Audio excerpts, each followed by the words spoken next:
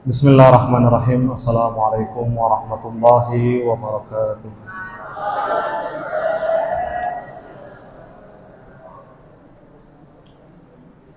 Alhamdulillahirabbil alamin wassalatu wassalamu ala Rasulillah wa ala alihi wa sahbihi ajmain.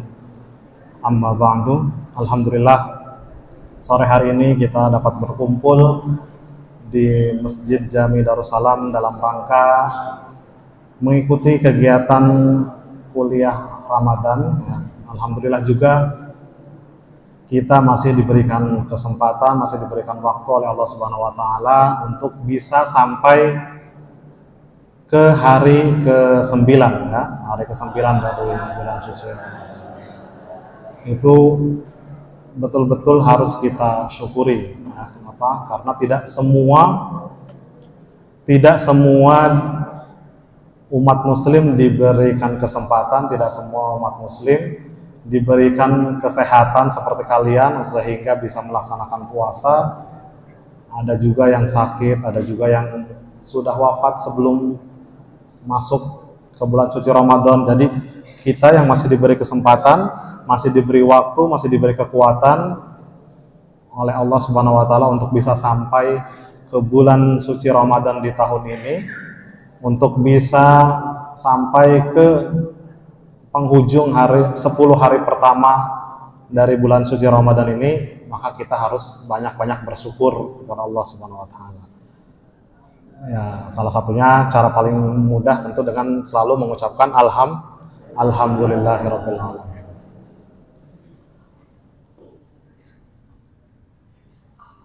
Ustadz selalu mengingatkan bahwa bulan suci Ramadan itu seperti sekolah ya, sekolah untuk siapa? Untuk kita. Kenapa bulan suci Ramadan itu sekolah? Karena di bulan suci Ramadan ini banyak sekali hal-hal ya yang kita lakukan di bulan suci Ramadan. Kalau kita melakukannya dengan baik, kalau kita melakukannya dengan sungguh-sungguh, itu akan berdampak untuk kehidupan kita di masa depan ya, terutama di 11 bulan yang akan datang itu. Jadi 1 bulan kita memanfaatkan ini dengan baik, belajar apa saja yang bisa kita pelajari, itu akan mempengaruhi kehidupan kita di 11 bulan yang akan datang. Apa contohnya?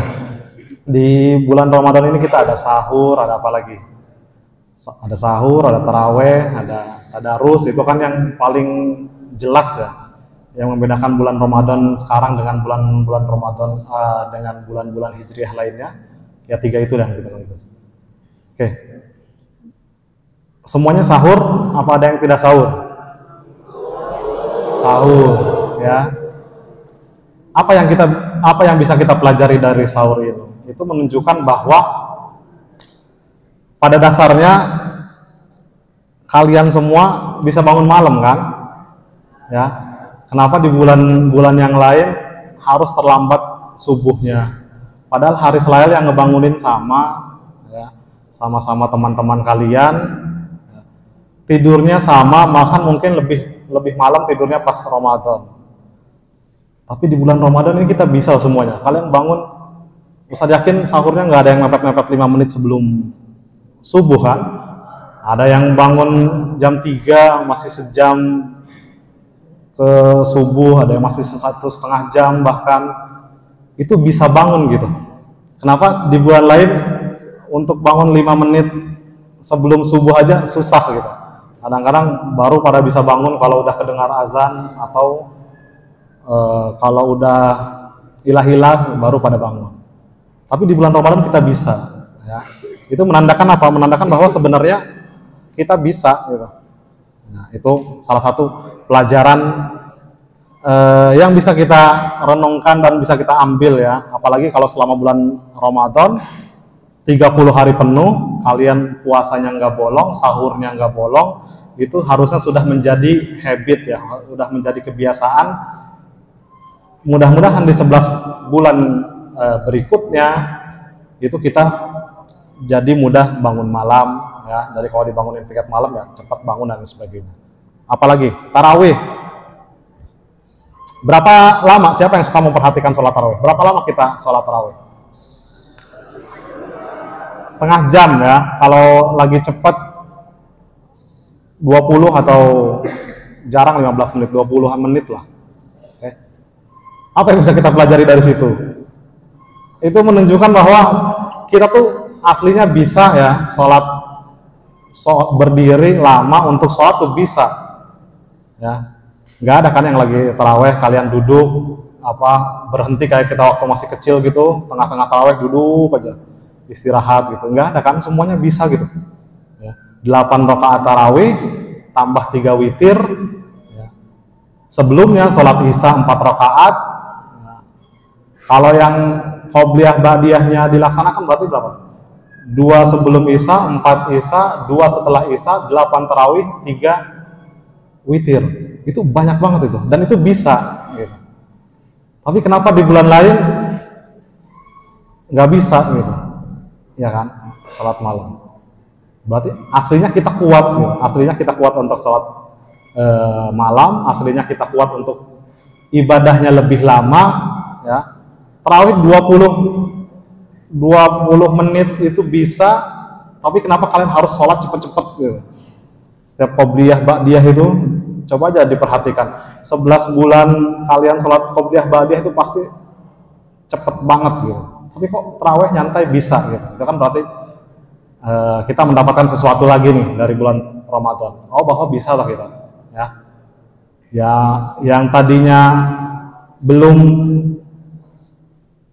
belum sering sholat duha karena terbiasa sholat 11 rakaat di bulan Ramadan, ya bisalah mulai sholat duha 2 rakaat. Yang tadinya 2 rakaat, tarawih 8 rakaat aja bisa, ya bisa ditambah jadi 4 misalnya. Itu kan banyak yang bisa kita tingkatkan gitu dari bulan suci Ramadan.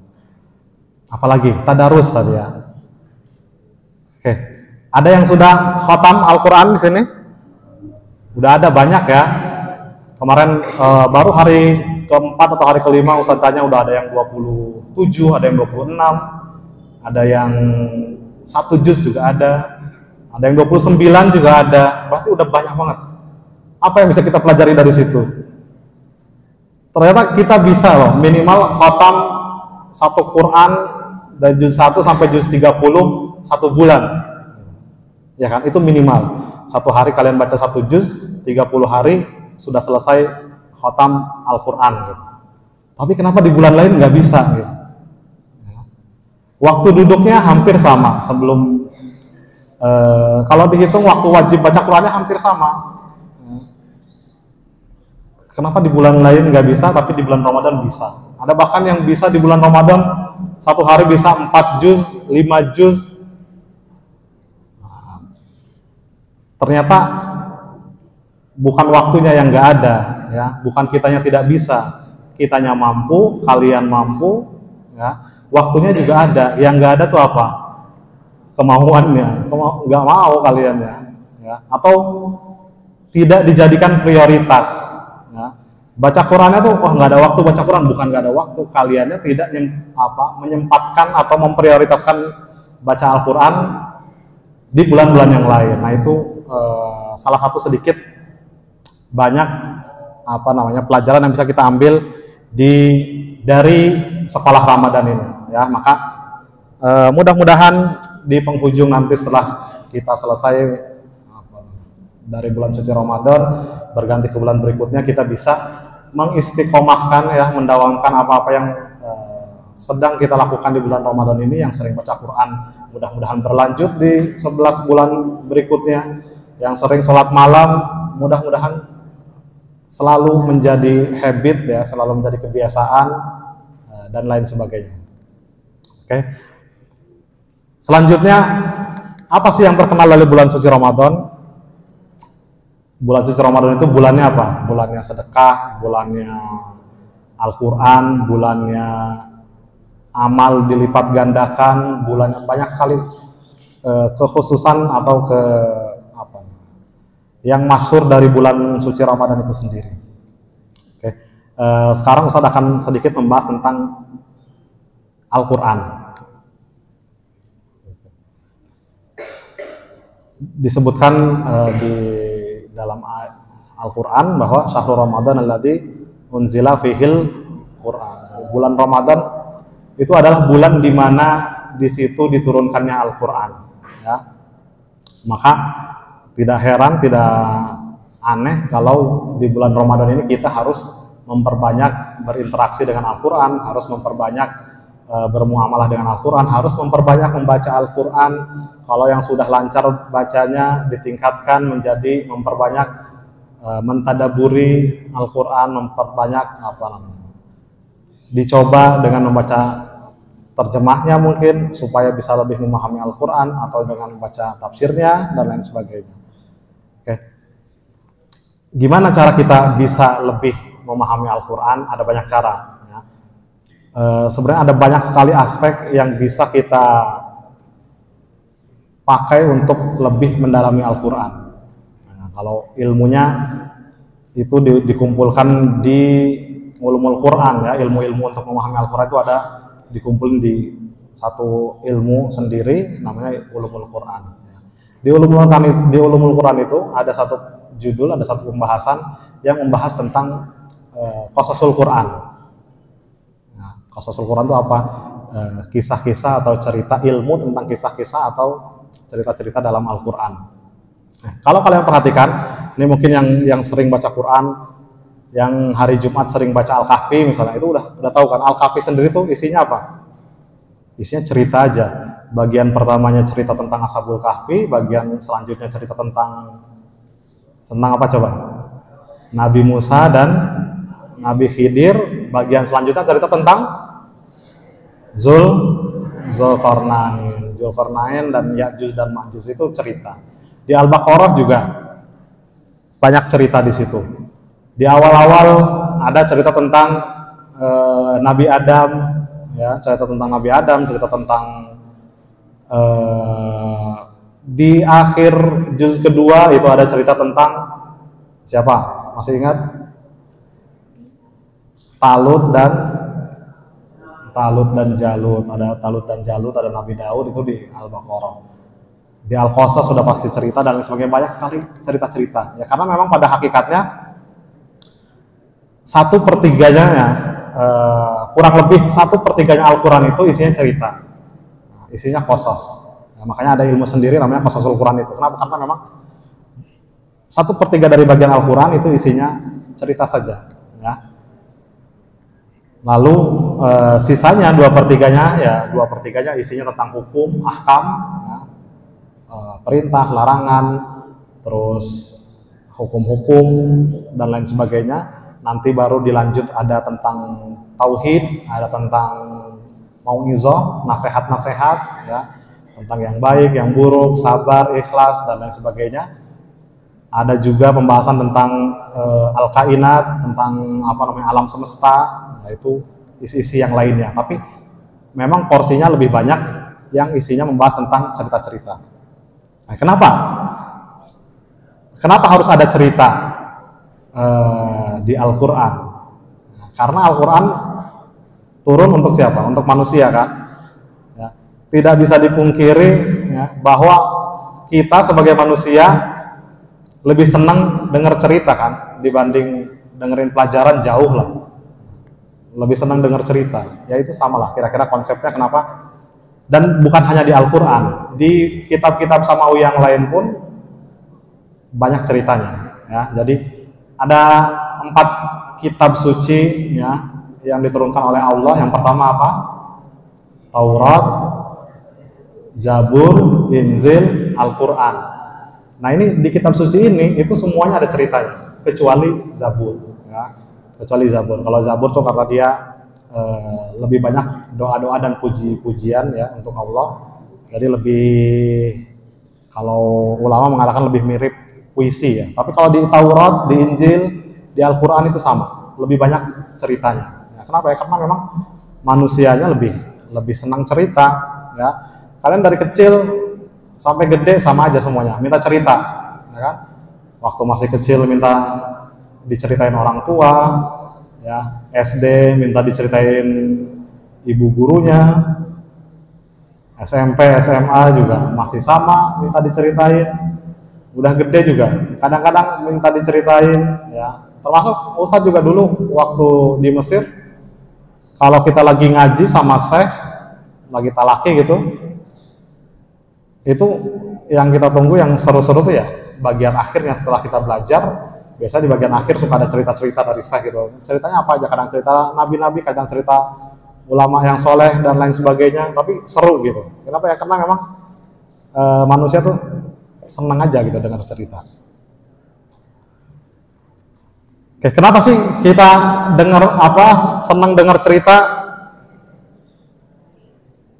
Karena salah satu yang bisa kita analisis, kita lihat bahwa kadang-kadang pesan yang disampaikan lewat cerita itu lebih cepat ngenaknya.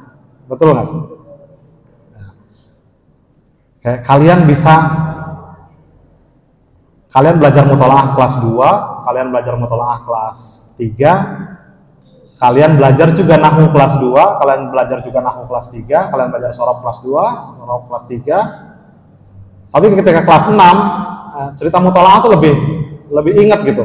Meskipun secara detailnya nggak terlalu ingat mungkin, tapi secara konsep besar, garis besarnya tuh kita ingat gitu. Kenapa? Karena memang cerita itu lebih mudah diingat, ya.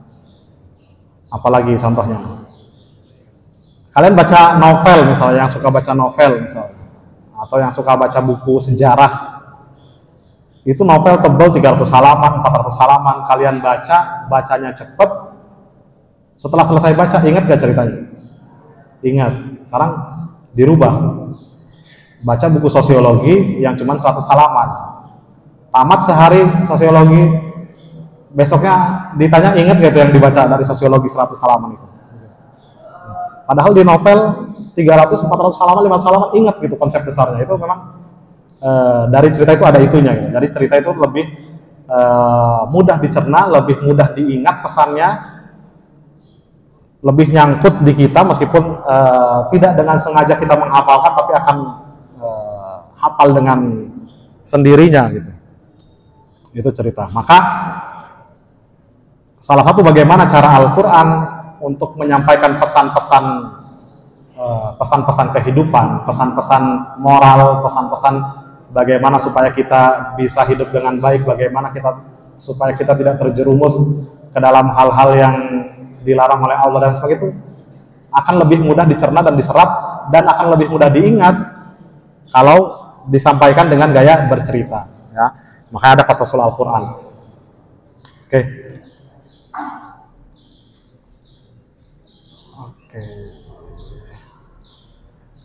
Lanjut. Kalau dilihat dari semua cerita yang ada di Quran, ya, kita bisa kelompokkan menjadi 3 bagian.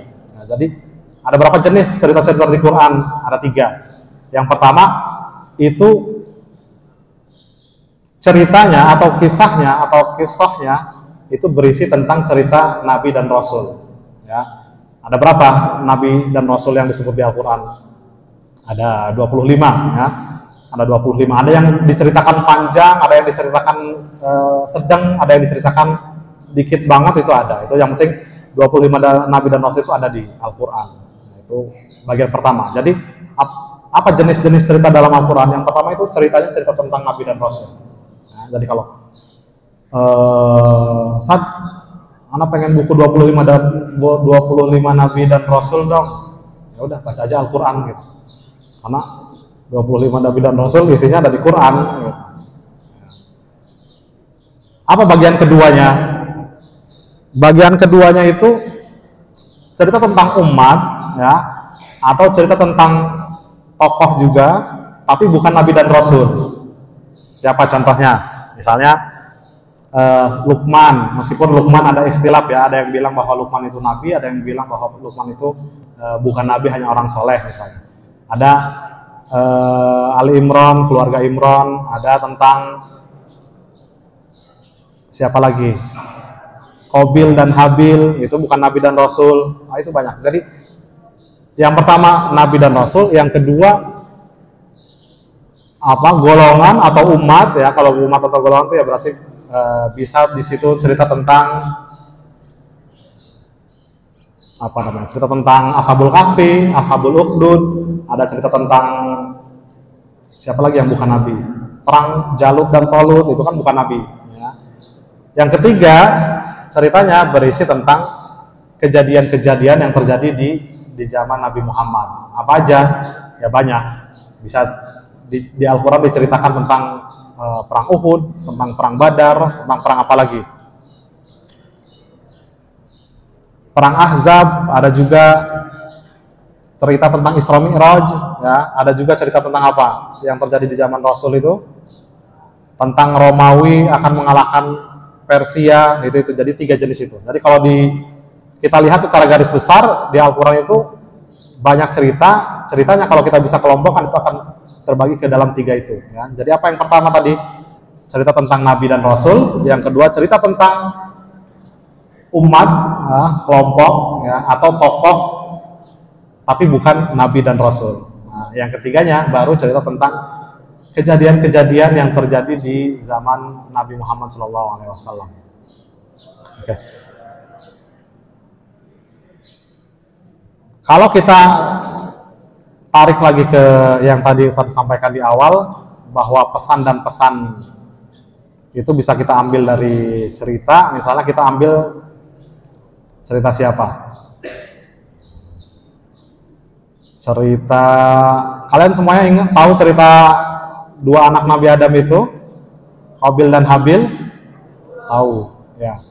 Apa yang kalian ingat dari cerita itu? Ya kan? Peristiwa pembunuhan pertama yang terjadi di muka bumi, ya. Apalagi cara menguburkan, ya, maka serempak gitu. Kenapa kita sekarang kalau menguburkan orang meninggal itu gali tanah, dikuburkan gitu, di dalam tanah gitu. Dari mana itu kita tahu? Yaitu kita dari cerita Qabil dan Habil itu, ya. Kalau diceritakan setelah setelah terjadi pembunuhan itu, akhirnya bingung gitu mau diapain nih mayatnya gitu. Akhirnya Allah mengirimkan 2 burung gagak. Burung gagaknya itu berantem, yang satu meninggal, yang satunya itu dia gali-gali tanah gitu. Setelah itu burung gagak pinter kan. Nah itu karena lihat itu maka siapa yang membunuh? Qabil apa Habil? Ya, akhirnya dia niru itu gitu. Jadi dia niru, gali lubang, masukin adiknya yang dibunuh itu, dikubur lagi. Dari mana niru itu? Dari burung gagak. Atau misalnya cerita tentang Nabi Ibrahim, ya. Bagaimana proses Nabi Ibrahim mencari Tuhan, ya. Jadi kalau sekarang ada sinetron para pencari Tuhan, yaitu mungkin inspirasinya dari habis tadarus kali ya, habis tadarus baca kisah Nabi Ibrahim terus terinspirasi gitu, kenapa kita nggak bikin sinetron para pencari Tuhan gitu. Itu di situ kita bisa ngambil pelajaran apa? Bahwa kalau kita berhenti bertanya, kalau kita berhenti belajar, itu lama-lama akan tersesat. Ya. Mirip lah, kisahnya kira-kira mirip sama Taklidul A'ma. Ya. Kenapa kok banyak sekali yang nyembah berhala, banyak sekali yang nyembah rajanya, nyembah berhala. Nah itu setelah dipertanyakan itu oleh Nabi Ibrahim, ternyata jawabannya hanya satu, karena mereka nggak mikir. Gitu. Pas ditanya Nabi Ibrahim, kenapa kamu nyembah berhala? Udah diem. Gitu. Kita ngikutin nenek moyang kita. Gitu. Kan nggak mau mikir, asal ngikut nggak mau mikir. Ya makanya di Taklidul A'ma, boleh nggak kita ngikutin tanpa tahu alasannya, tanpa tahu hujahnya? Nggak boleh, ya. Taklid bi ghairi huda dhalalun wa syafa'ah. Itu di Nabi Ibrahim juga sama persis. Jadi Nabi Ibrahim mengambil kesimpulan bahwa kenapa umatnya bisa tersesat, kenapa umatnya bisa nyembah berhala. Alasannya sama. Ketika ditanya semuanya nggak ada yang mikir. Ya. Ketika ditanya semuanya alasannya karena kita ikut nenek moyang, karena kita ngikut nenek moyang, ikut-ikutan aja. Nah, itu bahaya ikut-ikutan. Ada banyak lagi cerita yang lain yang bisa kita ambil pelajaran inti-intinya dari kisah-kisah yang ada di Al-Quran. Oke. Selanjutnya, apa manfaatnya? Nah, tadi kan kita membahas jenis-jenisnya, terus sedikit membahas tentang cuplikan kisah-kisah yang ada di Al-Quran. Apa sih manfaatnya? Kenapa Al-Quran ya memasukkan sebagian besar ayat-ayatnya itu berisi tentang cerita? Apa manfaatnya? Otomatis nggak mungkin nggak ada manfaatnya. Udah pasti ada manfaatnya, ada tujuannya. Kenapa Allah memasukkan cerita-cerita ke dalam firman-Nya, ke dalam Al-Quran? Ya. Yang pertama tujuannya itu untuk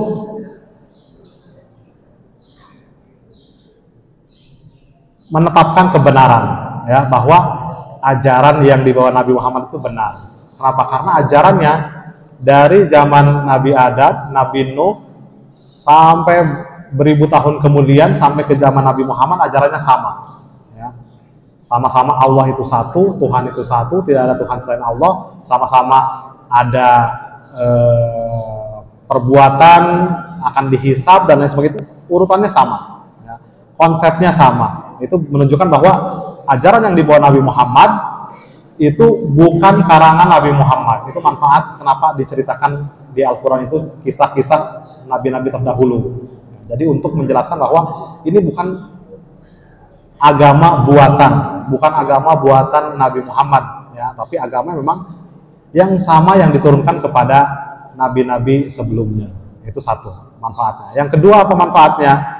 Untuk mengokohkan hati Nabi, ya. Nabi selama berdakwah tentu kita sudah sama-sama tahu, ya, bahwa banyak sekali halangan, banyak sekali rintangan, banyak sekali ujian, ya, yang diterima Nabi ketika menyampaikan dakwahnya kepada kaum kafir Quraisy waktu itu, ya. Maka Allah selingi firman-Nya dengan kisah-kisah Nabi terdahulu. Untuk apa? Supaya Nabi semangat, supaya Nabi kokoh, nah, supaya Nabi tidak merasa sendirian, ya, supaya Nabi tidak merasa bahwa hanya Nabi saja yang mendapatkan ujian seberat itu. Tidak. Kenapa? Karena di kisah-kisah banyak diceritakan bahwa nabi-nabi terdahulu mengalami kisah yang sama, ya, mengalami ujian yang sama beratnya, ya, dari umat-umatnya mereka. Kalau Nabi merasa banyak yang mencoba untuk membunuh Nabi Muhammad dalam proses dakwahnya, sama. Nabi-nabi yang lain juga sama. Ya. Kalau Nabi merasa selama dakwah berapa belas tahun di Mekah, tapi umatnya masih dikit yang masuk Islam, ya sama. Ya. Nabi Nuh juga berapa ratus tahun dakwah, umatnya hanya sedikit. Oke. Kalau Nabi merasa bahwa para penentangnya itu makin lama makin kasar, ya sama aja, ya. Nabi Soleh juga merasakan hal yang sama dan lain sebagainya.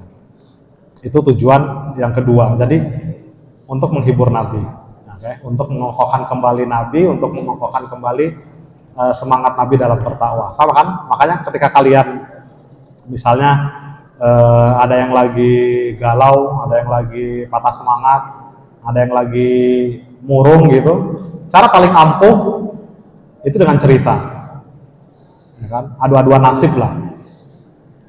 Kenapa ente? Oh ya anak abis ini. Wah ente baru gitu doang kemarin nih anak. Wah terus cerita aja. Akhirnya orang yang galau itu, orang yang murung itu, orang yang sedih itu sedikit terangkat, ya. Oh ternyata bukan saya doang yang ngalamin ini.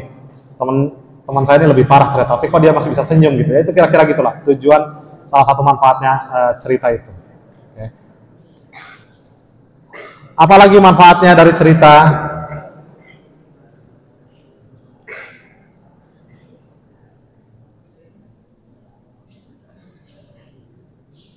Bahwa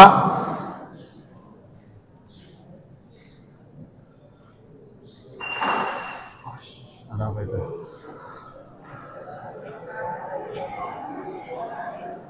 Oke. Untuk catatan sejarah, ya, catatan sejarah tentang nabi-nabi terdahulu, tentang peristiwa-peristiwa yang terjadi di masa lalu, ya. Supaya apa? Supaya kita yang ada di masa di masa sekarang ini atau yang akan hidup di masa yang akan datang itu semuanya bisa mengambil pelajaran. Nah, itu salah satu manfaatnya yang lain. Kenapa? Kenapa ada ilmu sejarah? Kenapa sejarah dibutuhkan? Ya, supaya kita tidak masuk ke dalam kesalahan yang sama yang pernah diperbuat oleh orang-orang terdahulu, supaya kita tidak terjerumus ke dalam lubang yang sama, supaya kita lebih cepat bisa menuju tujuan kita. Itu salah satu manfaat dari adanya sejarahnya. Itu kira-kira itulah tujuan yang sama dengan adanya cerita di dalam Al-Quran. Yang terakhir, tentu cerita itu bagian dari sastra kan. Al-Quran itu kan salah satu mukjizatnya ya bahwa dia dalam tingkat balaghahnya, dalam tingkat sastranya itu kan lebih tinggi, bisa mengalahkan syair-syair yang ada sebelum itu. Nah, maka cerita itu dalam rangka menunjukkan ketinggian sastra dari Al-Quran. Ya. Itu kira-kira sedikit tentang qasas Al-Quran, ya, supaya ketika kalian nanti membaca Al-Quran sambil melihat ceritanya, sambil membaca Al-Quran, membaca ceritanya, jadi bisa sambil mendalami apa maknanya, apa pesan-pesan yang terkandung, kira-kira ibrah apa, pelajaran apa yang bisa kalian ambil dari kisah-kisah yang disodorkan dalam Al-Quran, sehingga kita bisa lebih baik dari umat-umat yang terdahulu, supaya kita tidak terjerumus ke dalam kesalahan yang sama yang dilakukan oleh umat dari nabi-nabi terdahulu. Ya. Hadanallahu wa iyyakum ajmain. Mudah-mudahan kita bisa menjadi lebih baik. Mudah-mudahan ketika kita membaca Al-Quran nanti bisa lebih mendalami makna-maknanya, ya, sehingga kita bisa mengambil pelajaran daripada tadarus kita dan bisa kita sampaikan ke orang-orang lain di kemudian hari. Syukran, wabillahi taufiq wal hidayah. Assalamualaikum warahmatullahi wabarakatuh.